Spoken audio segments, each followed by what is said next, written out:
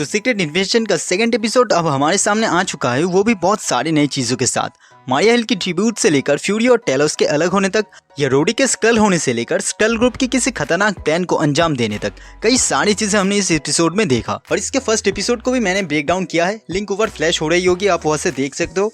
तो आज मैं करने वाला हूँ सीक्रेट इन्वेजन का सेकंड एपिसोड को ब्रेक डाउन। तो बिना देर की चलिए शुरू करते हैं।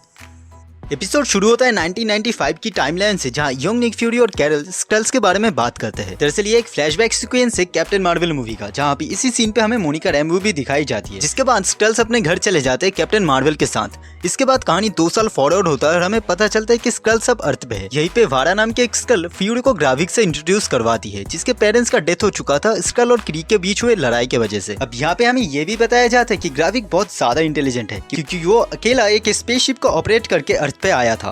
तो स्कैलोस यानी स्कल्स के घर तबाह होने की वजह से टेलोस और उनके लोग अभी अर्थ पे है, जिससे निक फ्यूरी प्रॉमिस करता है कि वो उन लोगों के लिए घर ढूंढेगा, पर इसके बदले जितने दिन तक स्कल्स यहाँ रहेंगे उनको अर्थ को प्रोटेक्ट करना होगा किसी बड़े थ्रेट से, और उन लोगों को इंसानों के बीच छुप के रहना होगा। अब यहाँ पे किसी बड़े थ्रेट का मतलब इस बात का टीज है कि Nick Fury Thanos level threat के बारे में बात कर रहा था, जिसको रोकने के लिए उसने बाद में एवेंजर्स को बनाया। अब कहानी प्रेजेंट डे पे शिफ्ट होता है, जहाँ पे मॉस्को में हुए एक्सप्लोजन और मारिया हिल की डेथ के बाद फ्यूरी और टेलोस वहाँ से भाग जाते हैं। वही दूसरी तरफ उस स्कल को रशियंस पकड़ लेते हैं, जिसकी वजह से वहाँ पे एक्सप्लोजन हुआ था। फिर इसके बाद ट्रेन में टेलोस फ्यूरी को स्कलोस के तबाह होने के बारे में और इसी वजह से कई लाखों स्कल्स को इतनी सालों से अर्थ पे रहने के बारे में बताता है। फिर वो आगे कहता है कि उसी ने बाकी स्कल्स को एम्परर रॉजर्स कॉलोनी से अर्थ पे आने के लिए मैसेज भेजा था, क्योंकि उसे लगता था कि स्कल्स और इंसान मिलके इसी प्लेनेट पे रह सकते हैं। ये जो एम्परर रॉजर्स कॉलोनी है ये कॉमिक में एग्जिस्ट नहीं करता, पर ये एक रेफरेंस हो सकता है रॉजर फेनु एडू का, जो स्कल एम्पायर कोर्ट का एक साइंटिस्ट होता है। और इसी बंदे ने कॉमिक में पहली बार सुपर स्कल को क्रिएट किया था, वो भी एक्सपेरिमेंट की मदद से। अब जब इस पूरे एपिसोड में सुपर स्कल्स का रेफरेंस भर भर के है, तो ये भी एक ईस्टर एग हो सकता है।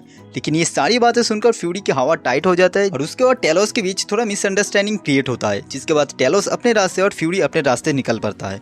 और फिर इसके बाद में पूरा सीन मारिया हिल को डेडिकेट किया जाता है। उसके डेड बॉडी को रशिया से लाया जाता है लंदन पे, और इससे ये भी क्लियर हो जाता है कि फर्स्ट एपिसोड में सच में मारिया हिल की ही डेथ हुई थी। अब इसी बीच निक फ्यूरी के साथ मुलाकात होती है मारिया हिल की मॉम एलिजाबेथ हिल के साथ, जो उसे बताती है कि मारिया हिल की डेथ को जाया मत होने देना।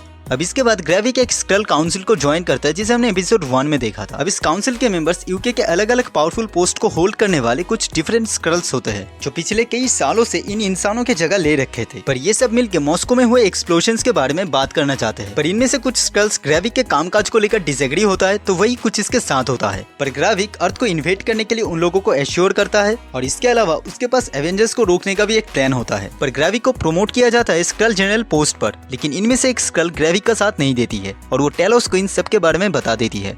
अब इसके बाद एक और चीज रिवील होता है कि ग्रेविक का अर्थ को इन्वेट करने के अलावा भी उसके पास एक और मास्टर प्लान है, और वो है स्कल्स को और भी पावरफुल बनाना। तो इसी वजह से वो एक जेनेटिक एक्सपेरिमेंट करवाता है डॉक्टर रोसा डेल्टन से। दूसरी तरफ ये सीन शिफ्ट होता है रोडी के पास, जो इन एक्सप्लोजन्स को पॉलिटिकल वे में हैंडल करने की कोशिश करता है, क्योंकि अलग अलग कंट्रीज अमेरिका को रिस्पॉन्सिबल मानता है इस एक्सप्लोजन के लिए। मीटिंग के बाद रोडी फ्यूरी से मिलता है, जो उसे स्कल्स के बारे में बताने की कोशिश करता है, जहाँ पे ये पता चलता है कि रोडी पिछले 15 सालों से स्कल्स के बारे में जानता है, और ऊपर से वो ये भी नहीं मानना चाहता कि स्कल्स कुछ खतरनाक काम कर सकते हैं, जैसे कि अर्थ को इन्वेट करना। और अगर मामला हाथ से निकलने लगे तो वो लोग एवेंजर्स को बुला लेंगे, जिस बात पे फ्यूरी सख्त मना कर देता है, क्योंकि स्कल्स उन्हें भी कॉपी करके उनके पावर्स को अचीव कर सकता है, जिसकी वजह से उन लोगों को रोक पाना और दुनिया को बचाना दोनों ही बहुत ज्यादा मुश्किल हो जाएगा। तो ये एक क्लियर रेफरेंस है कॉमिक के सीक्रेट इन्वेजन स्टोरी लाइन का, जहाँ स्कल्स ने पहले एवेंजर्स को ही रिप्लेस करना शुरू किया था। और हमें ये भी बताया गया कि किस लिए कोई मेजर एवेंजर हमें इस सीरीज में नहीं दिखेंगे। पर इसके बाद फ्यूरी के लाख कोशिश करने के बाद भी रोडी फ्यूरी को हेल्प नहीं करता और उसे गवर्नमेंट पोस्ट से फायर कर देता है। अब इस पूरे कन्वर्सेशन में रोडी फ्यूरी को के नाम से बुलाता है, जबकि कैप्टन मार्वल में बताया गया था कि फ्यूरी को सब फ्यूरी के नाम से बुलाते हैं। तो ये भी शायद एक टीज है रोडी के स्कल होने का। इसके बाद हम देखते हैं कि सोनिया ब्रोगन नाम के एक स्कल से इंटरोगेट करने की कोशिश करता है, जिसे उस एक्सप्लोजन से पकड़ा गया था, और सोनिया उससे ग्रेविक और उसके प्लान्स के बारे में पूछती है। पहले तो ब्रोगन कुछ बताने को तैयार नहीं होता है, फिर सोनिया उसके बॉडी पे ऐसा कुछ इंजेक्ट कर देती है जो उसके ब्लड टेम्परेचर को बहुत ज्यादा इंक्रीज कर देता है। अब वो चीज क्या है इसके ऊपर मैं थोड़ा आगे बात करूंगा। अब इसके बाद ब्रोगन बताना शुरू करता है कि ग्रेविक एक मशीन बना रहा है स्कल्स को और भी ज्यादा पावरफुल बनाने के लिए, और इसीलिए उन लोगों को अलग अलग क्रिएचर्स की डीएनए चाहिए, जिस पर काम कर रही है डॉक्टर रोसा डेल्टन। दूसरी तरफ न्यू स्कैलोस में जब गाया कंप्यूटर पे डॉक्टर डेल्टन की फाइल्स चेक करती है, तब उसे 4 क्रिएचर्स की जेनेटिक कोड्स दिखता है, जिनमें से पहले आता है ग्रूट, फिर फ्रॉस्ट जायंट, फिर कलप्सोडियन और फिर एक्सट्रीमिस।